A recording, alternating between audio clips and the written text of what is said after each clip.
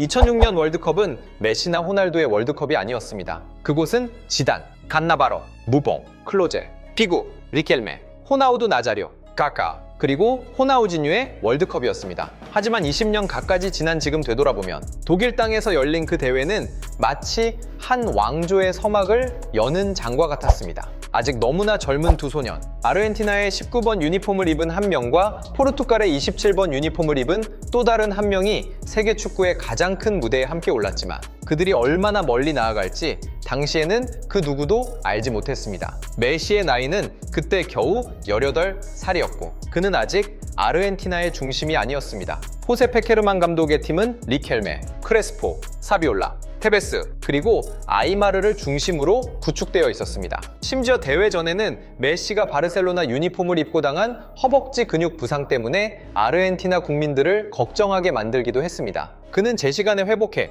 독일에 도착했지만 기본적으로는 여전히 전략적 교체 카드에 불과했습니다. 아르헨티나는 메시를 선봉장으로 필요로 하지 않았습니다. 그들은 경기가 이미 결정되었거나 상대가 지치기 시작했을 때 그 어린 소년이 결정적인 순간을 만들어주길 바랐습니다. 그리고 메시는 세르비아 몬테네그로를 6대 0으로 이긴 경기에서 정확히 그 역할을 해냈습니다. 그는 교체 선수로 출전해 크레스포의 골을 도운 뒤 스스로 직접 골을 터뜨렸습니다. 불과 몇 분 만에 전 세계는 완전히 다른 무언가를 목격했습니다. 평범한 유망주가 아니라 단 몇 번의 터치만으로 경기의 흐름을 바꿀 수 있는 능력을 가진 천재였습니다. 메시는 아르헨티나 역사상 월드컵 최연소 득점자가 되었습니다. 그것은 짧은 데뷔 무대였지만 아르헨티나가 손안에 엄청나게 희귀한 보석을 쥐고 있음을 사람들이 믿게 만들기에 충분했습니다. 하지만 메시의 2006년 월드컵은 아쉬움으로도 기억됩니다. 독일과의 16강전에서 아르헨티나가 앞서가자 페케르만 감독은 스코어를 지키기 위해 교체를 시작했습니다. 리켈메가 나가고 크레스포가 나갔으며 훌리오 크루스가 투입되었습니다. 독일이 동점골을 넣고 아르헨티나가 돌파구가 필요한 상황에서 연장전에 돌입했을 때도 메시는 여전히 벤치에 앉아 있었습니다. 부상도 아니었고 체력이 떨어진 것도 아니었으며 그는 단지 선택받지 못했을 뿐이었습니다. 건강한 메시가 아르헨티나가 승부차기 끝에 탈락하는 모습을 지켜만 보아야 했습니다. 그것은 아르헨티나 축구 역사상 가장 많이 회자되는 결정 중 하나였습니다. 메시가 당시에 이미 왕이었기 때문이 아니라 훗날 사람들은 페케르만 감독이 가장 날카로운 칼을 벤치에 그냥 묵혀두었다는 것을 깨달았기 때문입니다. 호날두는 달랐습니다. 그는 2006년 월드컵에서 포르투갈 대표팀 내 더 명확한 역할을 부여받고 대회에 임했습니다. 21살의 나이에 맨체스터 유나이티드에서 급성장하고 있던 그는 피구, 네코, 파울레타, 그리고 히카르두, 카르발류와 함께 뛰었습니다. 메시가 상자 속에서 보호받는 천재였다면 호날두는 폭풍 속으로 곧바로 내던져졌습니다. 그는 이란을 상대로 월드컵 첫 골을 기록했고 6경기에 출전하며 포르투갈을 강으로 이끌었습니다. 지금까지도 그것은 호날두 커리어에서 가장 좋은 월드컵 성적으로 남아있습니다. 하지만 호날두의 2006년 월드컵은 단순히 축구적인 면만 있었던 것이 아닙니다. 그것은 그를 영국 언론의 눈에 공공의 적, 악당으로 만든 대회이기도 했습니다. 포르투갈과 잉글랜드의 8강전은 큰 전환점이 되었습니다. 웨인 루니가 히카르두 카르발류에게 반칙을 범했습니다. 호날두가 심판에게 달려가 압박을 가했습니다. 루니는 퇴장을 당했고 고디어 카메라에는 호날두가 포르투갈 벤치를 향해 윙크를 하는 순간이 포착되었습니다. 단 한 번의 윙크로 그는 영국의 원수가 되었습니다. 영국 언론은 그를 격렬하게 공격했습니다. 사람들은 그가 루니를 배신했고 맨체스터 유나이티드를 배신했으니 올드 트래포드로 절대 돌아와서는 안 된다고 말했습니다. 하지만 호날두는 전혀 흔들리지 않았습니다. 그는 잉글랜드를 탈락시키는 결정적인 승부차기를 성공시키며 포르투갈을 40년 만에 처음으로 월드컵 4강에 올려놓았습니다. 그것은 가장 호날두다운 모습이었습니다. 미움을 받을수록, 야유를 들을수록 더 당당히 일어서서 증명해내는 것 말입니다. 메시가 2006년 월드컵을 낭비된 허탈감 속에서 떠났다면 호날두는 인정받는 동시에 증오받는 천재의 모습으로 대회를 마쳤습니다. 2010년 남아공의 여름은 대회가 시작되기 전 리오넬 메시와 크리스티아노 호날두의 완전히 달랐던 두 개의 극단을 보여주었지만 막상 종료 휘슬이 울렸을 때는 똑같이 씁쓸한 결과로 끝이 났습니다. 검은 대륙에서 열린 첫 번째 월드컵에 출전하면서 리오넬 메시는 절대적인 지배자의 왕관을 어깨에 짊어지고 있었습니다. 22살의 청년은 바르셀로나와 함께 전무후무한 6관왕을 달성했고 동시에 영예로운 발롱도르까지 거머쥐었습니다. 당시 아르헨티나 대표팀의 분위기 역시 벤치의 전설 디에고 마라도나 감독이 버티고 있어 마치 한편의 서사시와 같은 분위기를 풍겼습니다. 그럼에도 불구하고 2010년 남아공은 엘풀과 메시에게 이상하리만치 운이 따르지 않는 무대였습니다. 대회 내내 메시는 엄청나게 활력 넘치게 뛰며 끊임없이 패스를 찔러주고 상대 골문을 두드렸습니다. 하지만 나이지리아의 빈센트, 애니아마 같은 골키퍼들의 눈부신 선방에 가로막혀 그의 결정적인 득점 기회들은 모두 무산되었습니다. 더 치명적인 것은 마라도나 감독의 전술 시스템 불균형이었습니다. 메시는 공을 직접 운반하기 위해 미드필드 중앙 깊은 곳까지 너무 자주 내려와야만 했습니다. 이해하기 힘든 선수, 기용과 급조된 라인업 속에서 마라도나 감독은 간접적으로 이 전설적인 10번 선수가 대회 5경기 동안 단 한 골도 넣지 못하고 마감하게 만들었습니다. 고통의 정점은 독일에 당한 대패였습니다. 잘못된 감독의 관리가 탱고 고향의 역대급 천재 세대를 어떻게 망쳐놓았는지 보여주며 깊은 아쉬움 속에 대회를 마무리했습니다. 그와 반대로 크리스티아노 호날두는 레알 마드리드에서 역사상 최고 이적료라는 계약의 무게감을 안고 남아공으로 향했습니다. 메시가 받았던 팀의 보호와는 대조적으로 호날두는 카를로스 케이로스 감독 체제 아래 무너져가는 포르투갈이라는 기계를 홀로 끌고 가야 하는 압박감을 어깨에 짊어졌습니다. 조별리그에서 CR7의 가장 눈에 띄는 활약은 북한을 상대로 넣은 단 한 골뿐이었습니다. 국가대표 유니폼을 입고 겪었던 오랜 득점 가뭄을 해소하는 골이었습니다. 하지만 스페인과의 운명이 걸린 16강 단판 승부에 들어서자 호날두는 완전히 고립되었고 무기력했습니다. 포르투갈은 0대1로 패하며 무릎을 꿇었지만 가장 큰 논란을 불러일으킨 순간은 7번 호날두의 퉁명스러운 태도였습니다. 터덜터덜 경기장을 빠져나가며 호날두는 카메라 렌즈를 향해 신경질적으로 침을 뱉었습니다. 대표팀이 짐을 싸게 된 원인을 묻는 기자들의 질문에 둘러싸이자 그는 자신의 슈장을 정면으로 겨냥한 차갑고 날카로운 한마디를 남기고 돌아섰습니다. 가서 케이로스한테나 물어보시오. 세계 최고의 두 슈퍼스타는 전 세계를 자신의 발 아래에 두겠다는 기대감을 품고 남아공에 왔습니다.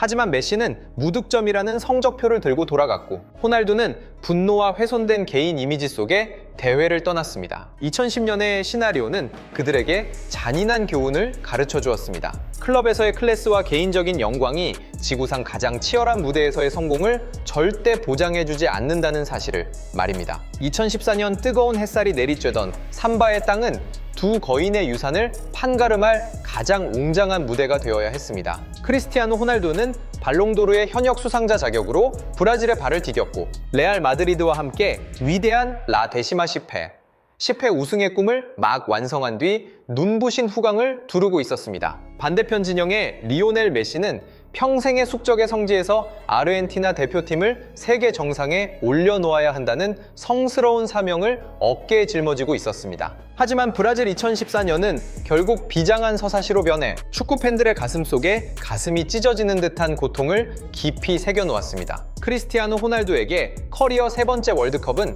자신의 몸과의 불공평한 전쟁이었습니다. 슬개건염이라는 끔찍한 지병의 유령. 아주 오랜 시간이 흐른 뒤에도 사람들이 여전히 이야기하는 그 지독한 부상이 CR7의 특기인 전매특허, 폭발적 질주를 가로막았습니다. 그리고 그것은 그를 파괴적인 득점 기계에서 다리를 절뚝거리며 전장으로 걸어나가는 고독한 전사로 바꾸어 놓았습니다. 당시 포르투갈은 스쿼드의 깊이가 턱없이 부족했고 극심한 통증을 참아내며 뛰는 한 명의 리더에게 과도하게 의존한 결과는 이미 예견된 재앙이었습니다. 개막전에서 독일에 당한 0대4라는 굴욕적인 패배는 모든 희망을 무너뜨리는 치명적인 타격이었습니다. 이후 호날두의 눈물겨운 노력들, 미국전에서 95분에 실베스트르 바렐라의 동점골을 만든 신들링 크로스로 신라 같은 희망을 이어간 것부터 가나전에서 터뜨린 뒤늦은 결승골까지 이 모든 것은 자부심보다는 비장한 슬픔을 더 더 많이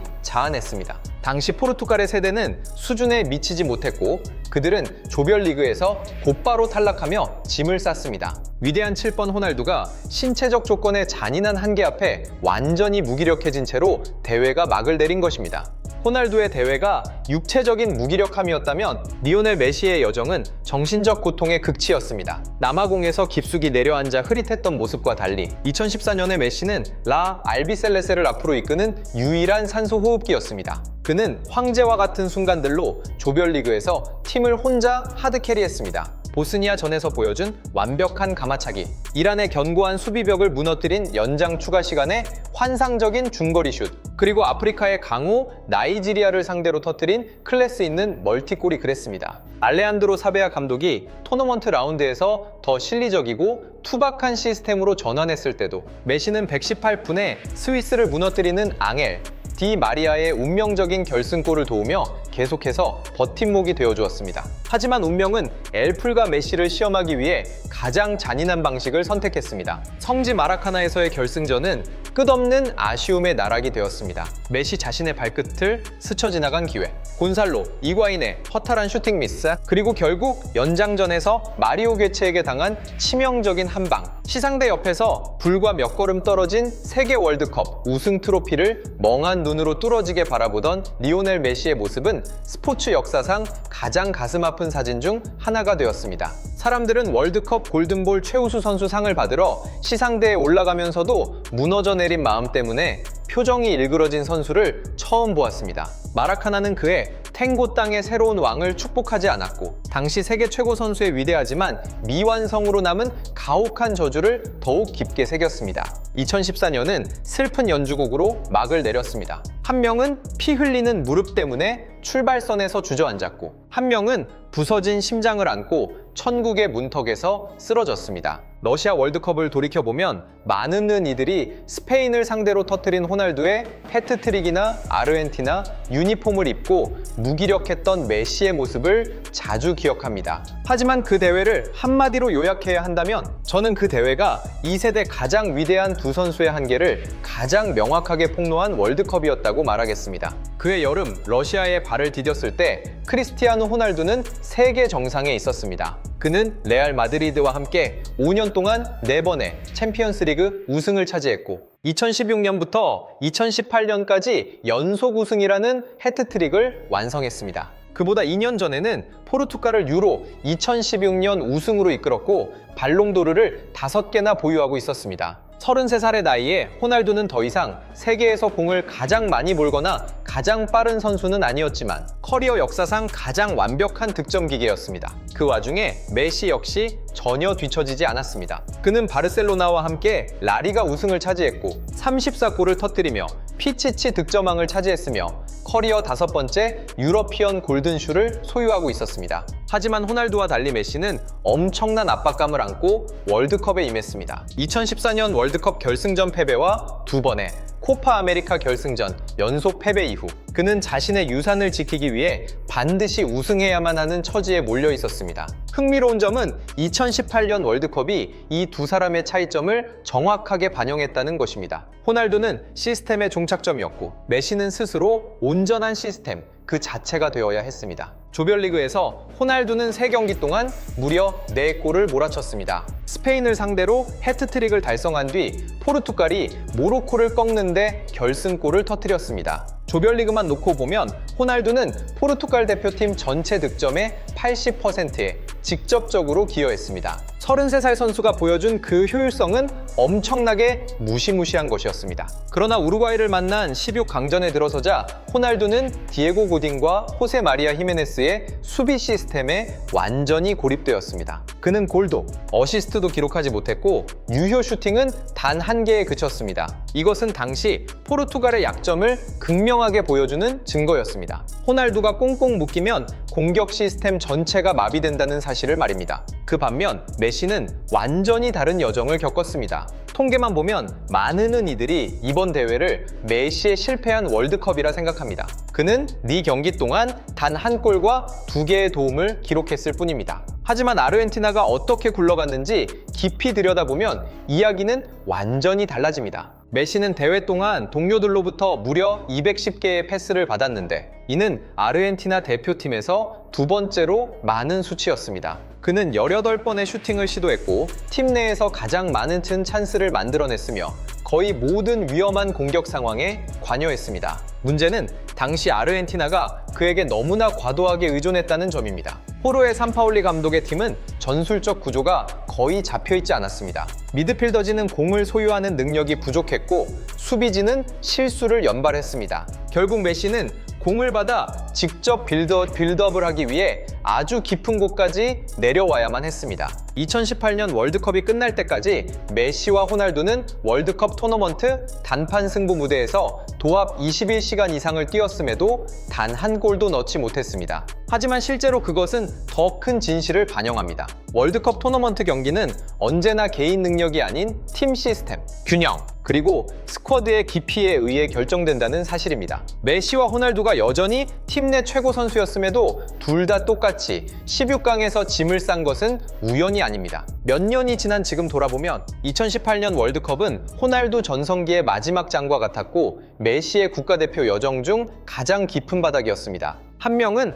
커리어 중 가장 무시무시한 득점력을 보여주었고 한 명은 천재가 어깨에 짊어져야 하는 짐의 무게가 얼마나 거대한지 보여주었습니다. 2022년 월드컵은 리오넬 메시와 크리스티아노 호날두 사이에 20년 가까이 이어진 경쟁 중 아마 가장 많은 큰 감정이 소용돌이친 대회였을 것입니다. 대회가 열리기 전 메시는 이미 7개의 발롱도르, 4번의 챔피언스 리그 우승, 10번의 라리가 우승, 2021년 코파 아메리카 우승과 함께 수많은 개인 기록을 가지고 있었습니다. 하지만 월드컵 우승 트로피는 35살의 나이에도 여전히 그의 커리어에서 가장 큰 빈칸이었습니다. 이것은 그의 꿈을 이룰 수 있는 사실상 마지막 기회였고 오나르헨티나가 디에고 마라도나 시절 이후로 계속해서 기다려온 순간이었습니다. 그와 반대로 호날두는 훨씬 더 무거운 마음을 안고 카타르에 도착했습니다. 월드컵이 열리기 불과 며칠 전 맨체스터 유나이티드와 진행한 충격적인 인터뷰 때문에 그는 논란의 중심에 섰습니다. 맨유는 대회 도중에 그의 계약을 해지해 버렸습니다. 그 차이점은 경기장 위에서 곧바로 드러났습니다. 메시는 더 이상 속도나 체력 면에서 세계에서 가장 폭발적인 선수가 아니었지만 카타르는 그의 커리어 중 가장 성숙한 버전의 메시를 보여주었습니다. 그는 7골과 3개의 도움을 기록하며 아르헨티나의 10개 골에 직접 관여했습니다. 더 중요한 것은 메시가 16강, 8강, 4강, 그리고 결승전까지 모든 토너먼트 단계마다 골을 터뜨렸다는 점입니다. 그것은 그 자신뿐 아니라 호날두조차 이전의 월드컵 커리어에서 단 한 번도 해내지 못했던 일이었습니다. 하지만 카타르에서의 메시를 설명하기에 단순히 통계만으로는 부족합니다. 가장 무서운 점은 아르헨티나가 어려움에 처할 때마다 메시가 항상 정확한 타이밍에 나타났다는 감각입니다. 아르헨티나가 탈락 위기에 처했을 때 멕시코 전의 문을 열어젖힌 선제골, 네덜란드 전에서 나우엘 몰린에게 배달한 마법 같은 아웃프런트 어시스트, 크로아티아 전에서 요슈코 그바르디오를 허물어뜨린 천재적인 드리블, 그리고 마지막으로 직접 2골을 넣고 승부차기까지 성공시킨 프랑스와의 결승전이 그랬습니다. 그것은 단순한 컨디션 조화를 넘어 역사를 결정짓는 능력이었습니다. 하지만 메시가 단지 개인의 탁월함 덕분에 월드컵을 우승했다고 생각하는 것은 불공평합니다. 2018년의 아르헨티나와 2022년의 아르헨티나 사이에 가장 큰 차이점은 팀 구조에 있었습니다. 2018년의 아르헨티나는 메시를 시중들기 위해 존재했고 2022년의 아르헨티나는 메시의 꿈을 이루어주기 위해 싸웠습니다. 반대편에서 호날두는 커리어 사상 가장 힘든 대회를 치르고 있었습니다. 그가 넣은 단 한 골은 가나전에서 얻어낸 페널티킥이었습니다. 5경기를 치르는 동안 호날두는 딱 한 차례 골망을 흔들었을 뿐이며 필드골은 단 하나도 넣지 못했습니다. 그 숫자들이 보여주는 현실은 발롱도르를 5번이나 받았던 선수의 위상과는 완전히 대조적이었습니다. 그러나 문제는 단순히 경기력에만 있지 않았습니다. 커리어 역사상 처음으로 호날두는 포르투갈 대표팀의 절대적인 중심이 아니었습니다. 조별리그에서의 여러 논란, 특히 피파가 브루노 페르난데스의 골로 최종 확인한 골 세레머니 소동 이후 페르난도 산토스 감독은 변화를 선택했습니다. 곤살로 하무스가 기회를 잡았고 곧바로 스위스를 상대로 해트트릭을 기록했습니다. 그 순간은 많은 이들이 인정하고 싶지 않아 했던 진실을 본의 아니게 폭로했습니다. 포르투갈이 이제 호날두에게 의존하지 않고도 승리하는 법을 배우고 있다는 사실 말입니다. 모로코전 패배 이후 눈물을 흘리며 터널을 걸어 내려가던 호날두의 모습은 단순히 한 경기 패배의 슬픔이 아니었습니다. 800골 이상을 넣고 5번의 발롱도르를 받고 챔피언스리그와 유로를 우승했던 사나이가 결국 가장 갈망했던 황금빛 월드컵 트로피에는 손을 대지 못한 채 떠나는 뒷모습이었습니다. 2022년 월드컵은 그렇게 현대 축구의 가장 거대했던 논쟁을 가장 특별한 방식으로 종식시켰습니다. 메시는 대회 최우수 선수가 되어 7골과 3개의 도움을 기록하고 월드컵 골든볼을 품에 안으며 커리어의 모든 영예로운 트로피를 완성했습니다. 반면 호날두는 단 1개의 골과 수많은 논란, 그리고 눈물만을 남긴 채 집으로 돌아갔습니다. 2006년 독일의 푸른 잔디 위에서 열정 가득했던 두 소년으로 시작해 메시와 호날두는 5번의 월드컵을 함께 통과하며 축구가 줄 수 있는 모든 감정의 파도를 온몸으로 겪어냈습니다. 뼈아픈 패배도 있었고 역사에 남을 명경기와 미완성의 꿈, 그리고 기어이 정상에 우뚝 선 순간까지 있었습니다. 이제 또 다른 월드컵이 다가오고 있는 지금, 두 사람은 그 위대했던 여정의 진짜 마지막 장을 준비하고 있을지 모릅니다. 그리고 아마 이번에는 누가 더 뛰어난가에 대한 질문은 중요하지 않을 것입니다. 이제 중요한 것은 우리가 이 두 거인을 월드컵이라는 위대한 무대 위에서 과연 얼마나 더 오래 볼 수 있는가 하는 점입니다.